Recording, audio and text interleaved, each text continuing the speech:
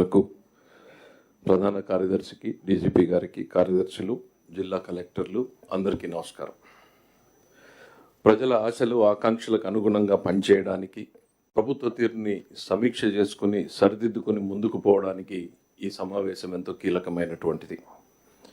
గౌరవ ముఖ్యమంత్రి గారి ఆలోచనలను, ఆదేశాలను అమలు చేయడం కోసం మనం అందరం ఇవాళ ఇక్కడ కూర్చున్నాం. Senior bureaucrats, front line leaders and all the elected representatives, we all have one thing in common: to achieve the goal of the Chief Minister. We have to resolve ourselves to translate our shared vision into tangible outcomes. ముఖ్యమంత్రి గారితో నా ప్రయాణం 1994 November, అంటే దాదాపు ఈ రోజుకి 30 సంవత్సరాల క్రితం ప్రారంభమైంది. 7 ఎన్నికలు చూశాను. మొదటి సంవత్సరంలో 95లో ముఖ్యమంత్రి గారు ఎంత తపనతో, ఆరాటంతో పనిచేశారు. 30 సంవత్సరాల తర్వాత అంతకు మించి రెట్టించినటువంటి తపన, ఆరాటం ఇవాళ ఆయనలో చూస్తున్నా. స్పష్టమైనటువంటి మార్పును గమనిస్తున్నా. అనునిత్యం ఆయన వెనకాల నడిచినటువంటి వ్యక్తిగా, ఆయన ఆలోచనలకు అనుగుణంగా పనిచేసినటువంటి వ్యక్తిగా నాకు ఆయనలో ఒక స్పష్టమైన మార్పు కనపడతా ఉంది.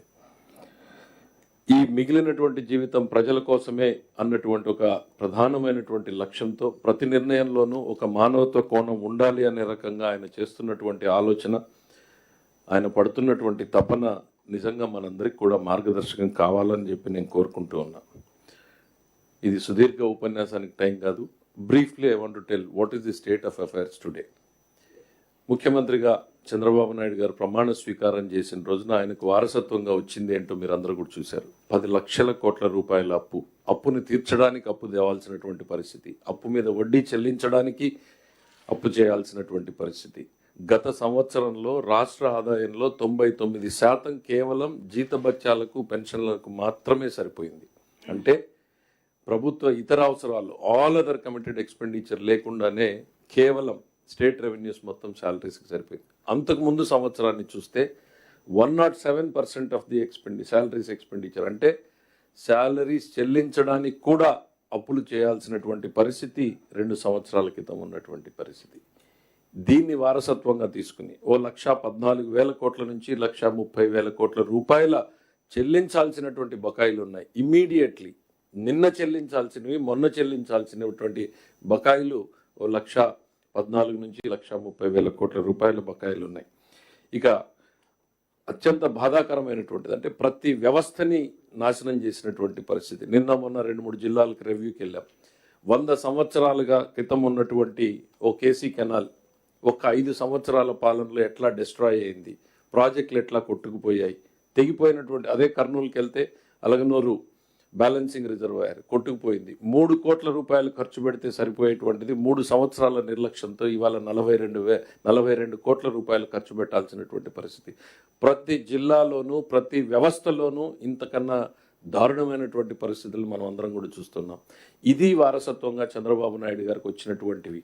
ఒకవైపు రాష్ట్రంలో అప్పులు, మరోవైపు ఆగిపోయినటువంటి ప్రాజెక్టులు, అడుగుపడినటువంటి, ముందుకు సాగినటువంటి పనులు, ప్రజల ఆశలు, ఆకాంక్షలు, వేరొకరి వల్ల సాధ్యం కానటువంటి పరిస్థితుల్లో మామూలు వ్యక్తికైతే నిద్ర లేనటువంటి రాత్రులు గడిపేటువంటి వ్యక్తి, ఒక ఆర్థిక శాఖ మంత్రిగా నేను చెప్తా ఉన్నా, ఇవాళ ఈ స్థాయికి రావడంలో ముఖ్యమంత్రి గారితో పనిచేయడం సుదీర్ఘం. నేను కూడా, ఎందుకంటే చాలామంది యంగ్ ఆఫీసర్స్ ఉన్నారు. I just want to share my thought. What you will learn from him, what they don't teach you in Harvard, what they don't teach you in Stanford, what they don't teach you in IIMs, what they don't teach you in IITs. Just follow his footprints, just follow his thought process, just observe him, see him.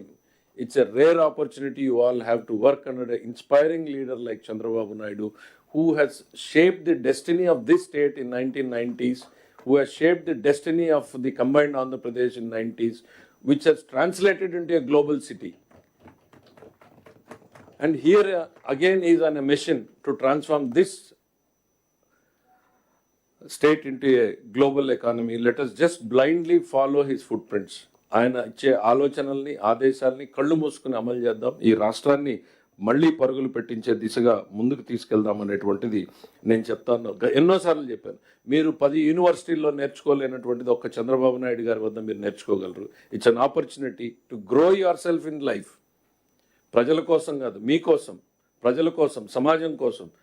Is such an inspiring leader. You all have a great opportunity to work under his leadership. I want you to take this as an opportunity to shape yourself to help the people of this state to resolve. At the same time, ఆర్థిక శాఖ మంత్రిగా 2 ముక్కలు చెప్పి close చేయాలనుకుంటున్నా. మన రాష్ట్రానికి ఆదాయాన్ని ఇచ్చేటువంటి ఎక్సైజ్, కమర్షియల్ ట్యాక్స్, రిజిస్ట్రేషన్ డిపార్ట్మెంట్లు ప్రతి రూపాయిని సంపాదించ